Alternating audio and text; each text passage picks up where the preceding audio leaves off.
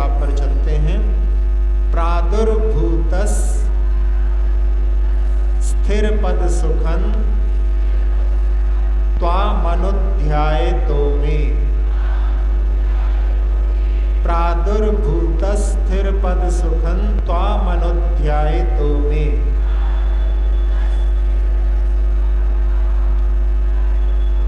त्वय्ये वाहन स इति मतिरुत पद्यते निर्विकल्पा। त्वय्ये वाहन स इति मतिरुत पद्यते निर्विकल्पा।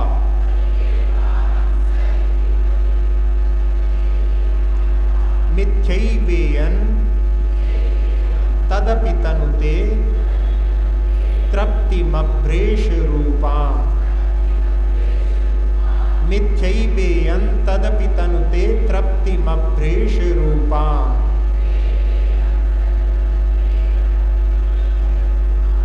दोषात्मानो प्यभिमतफलास् तत्प्रसादात् भवन्ति। दोषात्मानो प्यभिमतफलास् तत्प्रसादात् भवन्ति।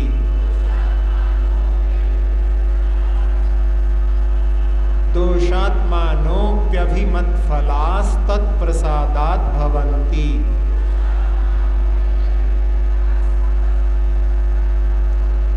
प्रादुर्भूतस्थिरपद सुखं त्वामनुध्यायतो मे।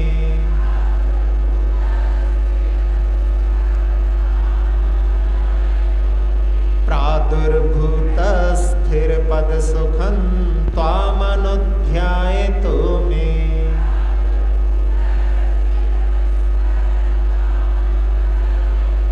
त्वय्येवाहं स इति मतिरुत्पद्यते निर्विकल्पा।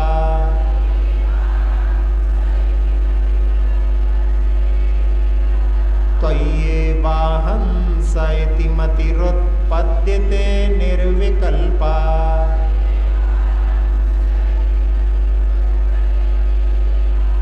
मिथ्यैवेयं तदपि तनुते तृप्तिमभ्रेष रूपाम्।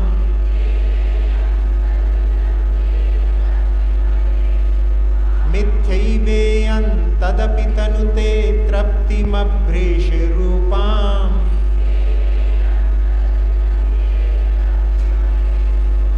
दोषात्मानोऽप्यभिमतफलास् तत्प्रसादात् भवन्ति।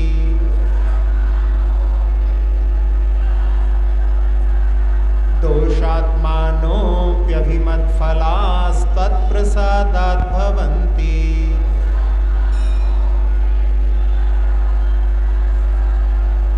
प्रादुर्भूतस्थिरपद सुखं त्वामनुध्यायतो मे।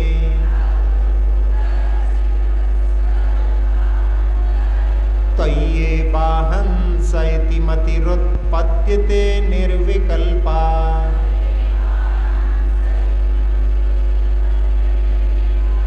मिथ्यैवेयं तदपि तनुते तृप्तिमभ्रेष रूपाम्।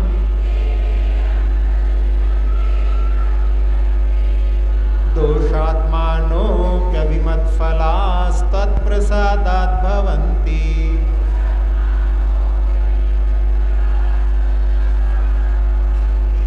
सत्रहवें काव्य में भगवान की स्तुति करते हुए आचार्य वादिराज महाराज कह रहे हैं, प्रादुर्भूत स्थिर पद सुखम।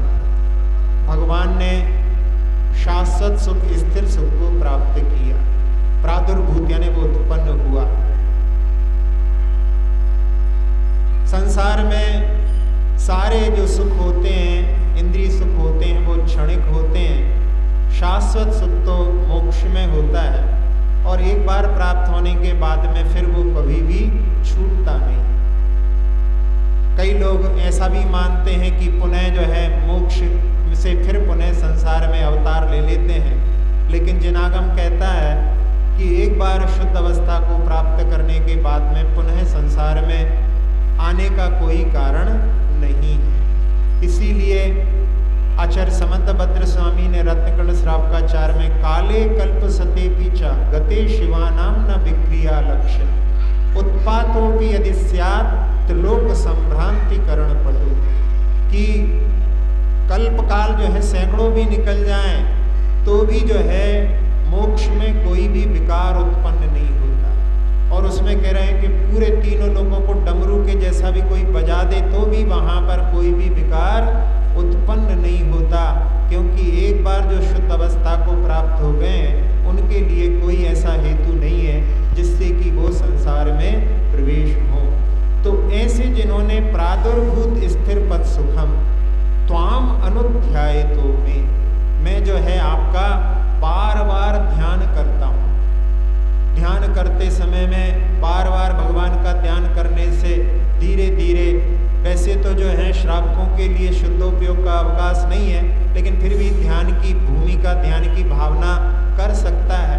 और जो शुद्धोपयोगी मुनिराज रहते हैं वो निर्विकल्प ध्यान के माध्यम से वो उनके ध्यान की जो ऊंचाइयों को छूते हैं उसका यहाँ पर वर्णन है। तो उसमें कह रहे हैं कि हे भगवान त्वाम अनुध्यायतो में, अनु शब्द जो है बार बार के अर्थ में आता है, तो मैं आपका बार बार ध्यान करता हूँ। और त्वय्येव हम सा इति मति उत्पद्यते निर्विकल्पा, कि भगवान आप जैसे हैं वैसा ही मैं हूँ, ऐसी जो है निर्विकल्प उसमें जो है मति उत्पन्न होती है भगवान का ध्यान करते करते। क्योंकि जहाँ पर देखा जाए निश्चय से सारी आत्माएं सब एक सी हैं। कहा भी है द्रव्य संग्रह में, सब्बे शुद्धाहु शुद्ध नया, सभी आत्माएं सिद्ध के समान हैं शुद्ध निश्चय से देखें तो उसमें ऐसी जो है हमारी मति उत्पन्न होती है कि भगवान जैसे आप हैं वैसा ही मैं हूँ। और मिथ्या एवं, लेकिन ये सब मिथ्या ही है, कहाँ आप और कहाँ मैं। फिर भी तदपि तनुते तृप्तिम अभ्रेश रूपा, उस ध्यान करते करते एक ऐसी ध्यान की भूमिका में वहां पर एक ऐसे आनंद की, एक ऐसी तृप्ति की प्राप्ति होती है जो एक बार उन श्रवणों के लिए स्पर्श हो जाती है तो वो जो है फिर चलायमान नहीं होती, उसको वो जो है बार बार स्पर्श कर लेते हैं और उसमें एक ऐसी तृप्ति होती है कि उसके माध्यम से ऐसा भाव कि भगवान हमारी आत्मा में भी परमात्मा प्रकट करने की क्षमता है। वो एक बार जब परमात्मा का इस प्रकार से अपनी आत्मा में ध्यान करते करते जब भावना आती है तो उस समय में वो कह रहे हैं कि भगवान वैसे ये मिथ्या ही है कि मैं और आप में कोई अंतर नहीं है, लेकिन फिर भी वो ध्यान हमारे लिए एक ऐसी तृप्ति को देता है जो कि चलायमान नहीं होती। और आखिरी में कह रहे हैं कि दोषात्माना अपि, यानी दोषों से जो घिरा हुआ है वो आत्मा भी अभिमत फलास तत्प्रसादात भवन्ति, अभिमत फल को, इच्छित फल को आपके प्रसाद से, आपके द्वारा उसके लिए इच्छित फल की प्राप्ति हो जाती। तो यहाँ भक्ति के बाद में, अपन ने भी पहले भक्ति के बारे में पढ़ा था, तो भक्ति के बाद में ध्यान का वर्णन प्रारंभ हुआ है। तो ध्यान के भवन के लिए भक्ति की नींव आवश्यक होती है, भक्ति के बाद में ही ध्यान की भूमिका बनती है। तो उसके लिए ध्यान करने के लिए प्रेरणा भी यहाँ पर दी गई है, जहाँ संसारी प्राणी आर्त ध्यान और रौद्र ध्यान से लिप्त रहता है। आर्त ध्यान क्या कहलाता है कि अपन दुखी रहते हैं, वो आर्त ध्यान कहलाता है। अब उसमें दुखी किसके लिए रहते हैं? कुछ प्राप्त करना है उसके लिए दुखी रहते हैं, कुछ जो नहीं चाहते हैं उसके मिल जाने पर दुखी होते हैं, कभी कभी शरीर की पीड़ा होती है उसके लिए दुखी होते हैं, और भविष्य में कुछ प्राप्त हो उसके लिए भी मन में चलता रहता है, मकान बन जाए, गाड़ी आ जाए, ऐसी कुछ चीज़ों को लेकर के सतत जो है मन में कि कब आएगी कब आएगी। तो ऐसा जो चलता रहता है वो निदान नाम का आर्त ध्यान होता है। ऐसे 4 प्रकार के आर्त ध्यान होते हैं। जब विधान हुआ था तो हमने समझाया था एक उदाहरण के माध्यम से, बच्चे क्रिकेट खेल रहे हैं और क्रिकेट खेलते समय में बॉल कहीं खो गई, तो उस समय में उसको ढूंढ रहे हैं, परेशान हो रहे हैं, इष्ट का वियोग हो गया और बारिश होने लगी तो उस समय में खेल नहीं पा रहे हैं तो अनिष्ट का संयोग हो गया, नहीं चाहते वो हो गया तो उसको दूर का वो कब बारिश रुकेगी मन में चल रहा है, वो दूसरे प्रकार का आर्त ध्यान। और तीसरा, खेलते खेलते फिसल गए, चोट लग गई तो उसमें पीड़ा होने लगी, तो वो पीड़ा चिंतन ये कब ठीक होगा। घर जाएंगे तो वहाँ पर कहते हैं कि पहले जब खेल करके जाते थे तो उस समय में वहाँ पर कोई कुछ नहीं बोलता था, अब जब खेल करके जाते हैं तो उस समय में वस्त्र बाद में कुटते हैं, पहले हमें कूटा जाता है। बच्चे जब गंदे कपड़े करके आते हैं तो ऐसा होता है वहाँ पर, तो उस समय में वो लग रहा है कि कपड़े गंदे हो गए हैं, वहाँ पर घर पे डांट पड़ेगी, पिटाई होगी, तो वो जो है वहाँ पर वो पीड़ा का भी भाव जो है वो पीड़ा चिंतन हो गया।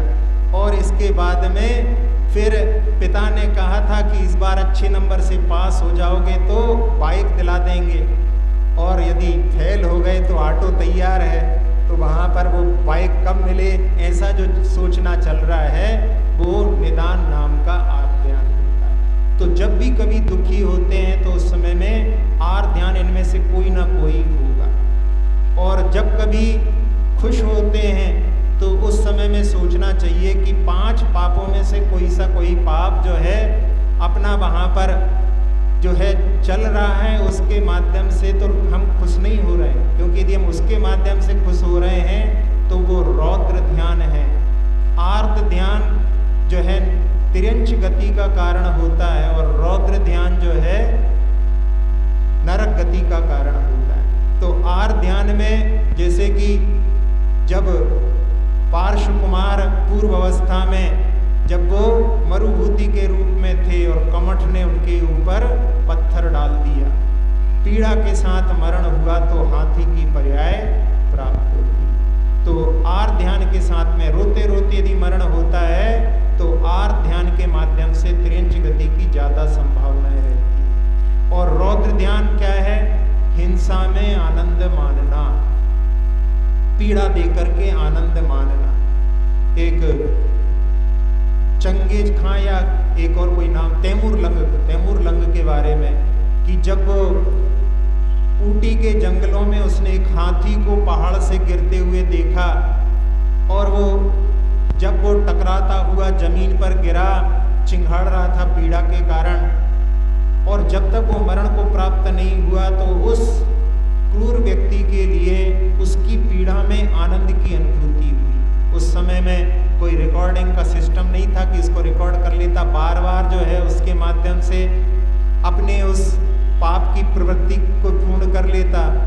तो उसने कहते हैं 100 से ज़्यादा हाथियों को पहाड़ से गिरा करके और उनको मार करके और उनकी पीड़ा में आनंद की अनुभूति करने का कार्य ये है हिंसानंदी रौद्र ध्यान की पराकाष्ठा। फिर दूसरा होता है मृषानंदी, झूठ में आनंद मानना। झूठ बोल दिया किसी के लिए, अब वो परेशान हो रहा है तो उस समय में, बल्कि आपके यहाँ तो भारतीय संस्कृति में तो ऐसे त्यौहार नहीं होते थे, लेकिन पाश्चात्य संस्कृति से प्रभावित होकर के अप्रैल फूल आदि जो है ऐसी चीज़ों को भी कि झूठ बोल करके मजा लेते। एक जुलूस निकलता था, बचपन में देखा तो उस समय में गांव के बहुत सारे लोग आते थे और शहर के बच्चे उन गांव वाले लोगों के लिए बेवकूफ़ बनाने के लिए सिक्के को ज़मीन पर किसी से चिपका देते, और वो गांव के भोले भाले व्यक्ति जब वो सिक्के को देखते तो उसको उठाने के लिए झुकते।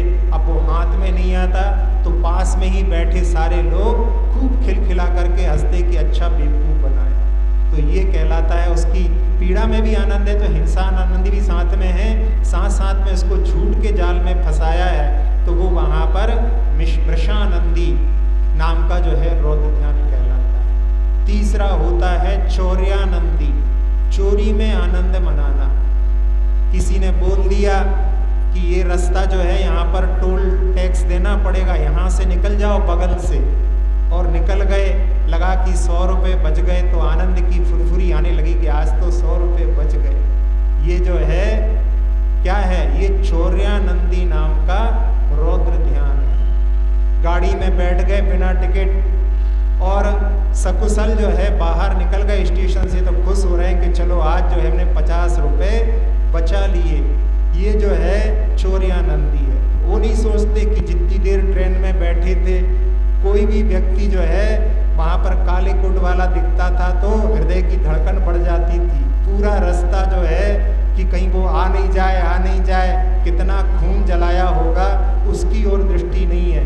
लेकिन दृष्टि जो है 50 रुपये बच गए, उसमें जो आनंद आ रहा है वो है चौर्य आनंद। और परिग्रह के संरक्षण आदि में लगे रहते हैं। परिग्रह को अच्छी गाड़ी है, अच्छे वस्त्र हैं, अच्छी जो है सब कुछ चीज़ों को देख करके जो आनंद की अनुभूति होती है वो परिग्रहानंदी नाम का रौद्र ध्यान होता है। तो संसार में जब कभी भी खुश होते हैं तो सोच लेना उस समय में कि वो खुश होना कहीं हमारे नरक के लिए तो कारण नहीं है। जो खुशी भगवान की आराधना में, साधुओं के दर्शन में, तीर्थ की वंदना में आनंद की अनुभूति होती है, वो तो धर्म ध्यान है। बाकी इसके अलावा जब भी अपन क्षण देखो तो बहुत सारे वो क्षण जो है वो पापमय ध्यान के होते हैं। तो ऐसे उन ध्यानों से बचने के लिए और धर्म ध्यान की प्रेरणा यहाँ पर इस काव्य के माध्यम से दी गई है। आर ध्यान और रौद्र ध्यान को सिखाने की आवश्यकता नहीं, इनका तो जो है अनादिकाल के ऐसे संस्कार पड़े हैं कि इसका तो जो है बिना किसी सिखाए हुए भी काम हो जाता है। एक व्यक्ति एक साधु के पास पहुंचा, उस समय में उनके ध्यान का समय था। उन्होंने कहा कि ध्यान में बैठ जाओ, बाद में बात करेंगे। कहा कितनी देर के लिए? कम से कम 1 घंटा तो लगेगा। अब वो ध्यान में बैठ गए। यहाँ पर एक मिनट घंटे बराबर लग रहा है, ना जाने कब उठेंगे। 1 घंटा निकालना बड़ा मुश्किल हो गया। और उस समय में जैसे ही उनका ध्यान छूटा तो उन्होंने कहा अरे आपने कहाँ फंसा दिया, आज तो हम जो है बहुत परेशान हो गए। उन्होंने कहा कि ये कोई बड़ी चीज़ नहीं है, यदि अब इसको अच्छी तरह से करो तो ध्यान बहुत अच्छे से लग सकता है। तो जब दूसरी बार जब ध्यान के लिए बैठे तो उन्होंने कहा तुम ऐसा करना कि एक तुमको पार्टी देना है, उस पार्टी में किस किस को इनवाइट करना है, क्या क्या बनाना है, ये सब चीज़ें जो है प्लानिंग करना। और वो जो है ध्यान में बैठ गए। आप उसके लिए जो है पहले जो 1-1 मिनट भी जो है 1-1 घंटा भी 1-1 जो है 1-1 मिनट भी 1-1 घंटे जैसा लग रहा था, लेकिन इस बार जो ऐसा हो रहा था कि इसको समय का पता ही नहीं पड़ा। साधु जो है पहले उठ गए, वो अभी भी ध्यान में। साधु ने उसको हिलाया, अरे कले आपने तो जो है हमारा ध्यान जो है बीच में ही तोड़ दिया, अभी तो मैं सबको खिला रहा था, मैंने तो खाया ही नहीं। यानी उसमें इतने तल्लीन हो जाते हैं ऐसे कामों में। यानी ये आर ध्यान रौद्र ध्यान का तो जो है कोई शिक्षण देने की आवश्यकता नहीं है, उसके तो संस्कार अनादिकाल से पड़े हैं। लेकिन धर्म ध्यान के लिए अपने आर ध्यान और रौद्र ध्यान से ऊपर उठ करके उसकी जो है शिक्षा अपने को आगम के माध्यम से, तो वहाँ पर जब ध्यान करते हैं तो उसमें अपने लिए कि जैसी भगवान की आत्मा है जो शुद्ध अवस्था में प्राप्त हो गई है और उन्होंने पुरुषार्थ के माध्यम से प्राप्त की है, वैसी ही आत्मा यानी भगवान का जो भूतकाल है वो हमारा वर्तमान है, और हमारा भविष्य जो है भगवान का वर्तमान हो, यानी हमें भी कभी भगवत्ता प्राप्त हो।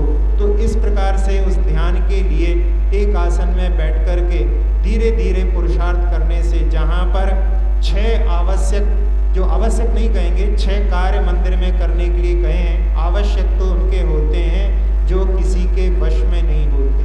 आप लोग तो संसार के, परिवार के और सूतक पातक आदि बहुत से कार्यों के बस में रहते हैं, तो आप लोगों के आवश्यक नहीं होते।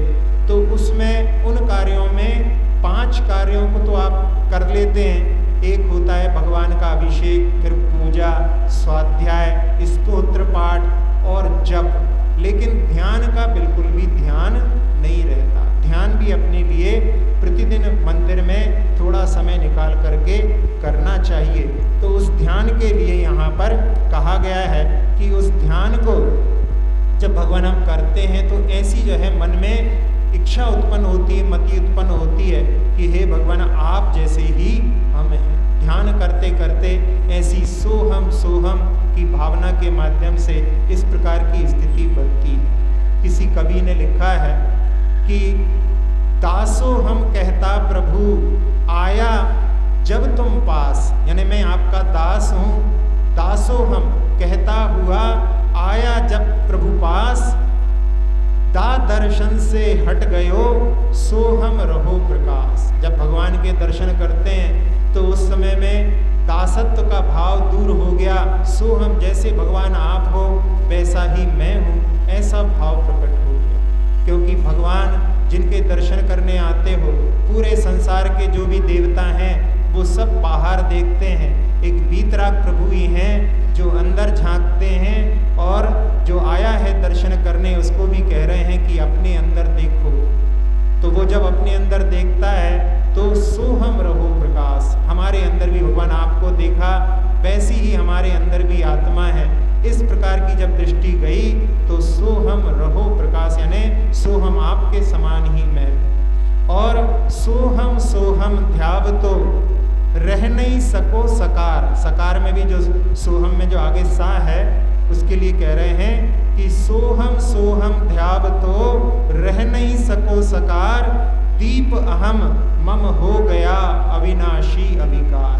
कि जो है आत्मा में ध्यान करते करते ऐसी स्थिति बन जाती है, जो शुद्धोपयोगी मुनि रहते हैं वो परमात्मा पद को भी प्राप्त कर लेते हैं। अब यहाँ एक पंक्ति जो है आखिरी में कि दोषात् मानः अपि अभिमत फलात् तत्प्रसादात् भवन्ति। भक्ति का भाव कभी भी अहंकार की भाषा नहीं बोलता, कि भगवान आपके प्रसाद से, आपके द्वारा जो कुछ भी प्राप्त हुआ है आपके द्वारा प्राप्त हुआ है।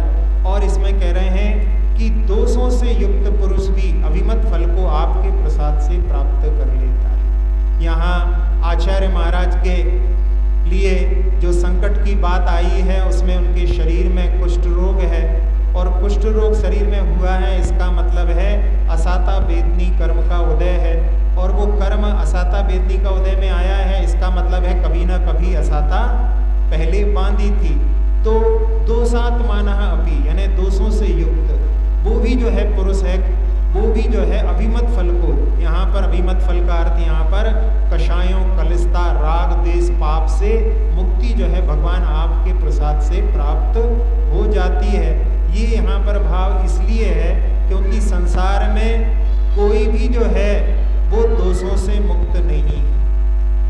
जब कभी भी कोई मुक्ति को प्राप्त करेगा वो कर्मों से मुक्त होगा, तो कर्म जो है वो दोषों के ही निर्माता हैं, और स्वयं ही उन कर्मों का निर्माता होने के कारण संसार में सारे प्राणी दोषों से युक्त हैं। इसीलिए आचार्य श्री ने एक दोहा लिखा है, कंचन पावन आज पर कल खानों में बास। कंचन जो है स्वर्ण, भले ही आज जो है बहुत पवित्र हो गया है, लेकिन पहले जो है खान में उसका वास था, स्वर्ण पाषाण के रूप में था। कंचन पावन आज पर कल खानों में वास, सुनो अपावन चिर रहा हम सबका इतिहास। यानी पूर्व में सबका इतिहास देखो तो सब जो है पापों से ग्रसित रहे। अब उन पापों से ही मुक्त होकर के और मुक्ति को प्राप्त किया जाता है। ये कार्य कारण व्यवस्था है। यदि कोई कहे कि दोषों से रहित हैं तो फिर मुक्ति की आवश्यकता क्या है? लेकिन संसार जो है वो दोषों का ही नाम है, और उनके माध्यम से उनको नष्ट करके ही मुक्ति प्राप्त होती है। अब सम्यक दृष्टि जो कोई बनता है वो मिथ्या दृष्टि होगा तभी तो सम्यक दृष्टि बनेगा। अब सम्यक दृष्टि है तो उसके लिए सम्यक दृष्टि बनने की कोई आवश्यकता नहीं है। तो उस समय में जो घटता हुआ मिथ्यात्व है, क्योंकि जब जो 5 लब्धियां होती हैं वो मिथ्यात्व की अवस्था में ही होती, तो घटता हुआ जो मिथ्यात्व है वो ही जो है सम्यक्त के लिए कारण होता है, और जो घटता हुआ अशुभोपयोग है वो शुभोपयोग के लिए कारण होता है। घटता हुआ नहीं लेकिन बढ़ता हुआ जो शुभोपयोग है वो शुद्धोपयोग के लिए कारण होता है, और शुद्धोपयोग केवल ज्ञान के लिए कारण होता है। तो इसी कार्य कारण व्यवस्था है। तो जो पूर्व का पक्ष रहेगा वो अशुद्ध रहेगा, तभी तो शुद्धता को प्राप्त करेगा।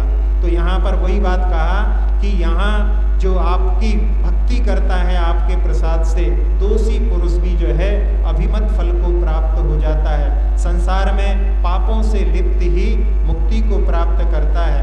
तो यहाँ ध्यान करने से और इतनी पुण्य की प्राप्ति होती है, पाप की निर्जरा होती है, उसके माध्यम से जो मन में अभिमत फल हैं उनकी भी प्राप्ति हो जाती है।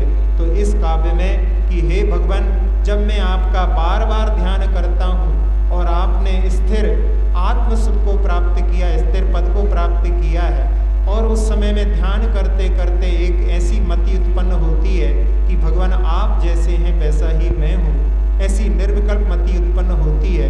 लेकिन भगवान ये मिथ्या ही है, कहाँ आप और कहाँ मैं, और फिर भी तदपि तनुते तृप्ति मभ्रेश रूपाम, वो ऐसी तृप्ति को विस्तृत करती है जो चलायमान नहीं होती, और दोषों से युक्त पुरुष भी भगवान आपके प्रसाद से अभिमत फल को प्राप्त कर लेता है। तो ध्यान आदि के माध्यम से, भगवान की आराधना के माध्यम से पाप कर्म की निर्जरा होती है और पुण्य कर्म का आश्रय होता है, उससे अभिमत फलों की भी प्राप्ति हो जाती है, इसमें कोई भी संदेह वाली बात नहीं।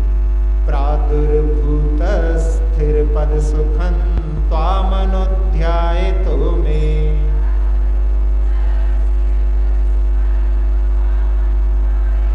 त्वय्ये बाहंस इति मतिरुत्पद्यते निर्विकल्पा,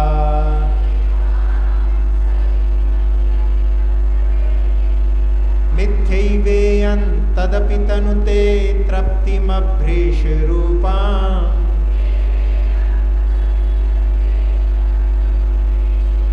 दोषात्मानोऽप्यभिमत्फलास्तत्प्रसादात् भवन्ति।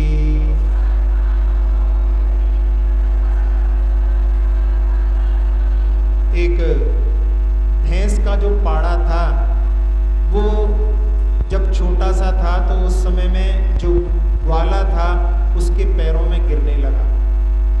उसी समय में एक सेठ आए तो वो पाड़ा जो था वो उन सेठ के चरणों में गिरने लगा। तो उन्होंने, ग्वाला ने कहा कि रोज मेरे चरणों में गिरता है, आज आपके चरणों में भी गिर रहा है, तो ऐसी क्यों बात कर रहा है ये? तो उस समय में उन्होंने एक दिव्य ज्ञान के धारी मुनिराज से पूछा, तो उन्होंने बताया कि ये पाड़ा कई भवों से पाड़े के रूप में उत्पन्न हो रहा है और इसकी छोटी अवस्था में ही जो है उसकी बलि चढ़ा दी गई, और इसको जाते स्मरण हो गया है, तो अपनी रक्षा के लिए ये तुम्हारे चरणों में और सेठ के चरणों में बार बार गिर रहा है।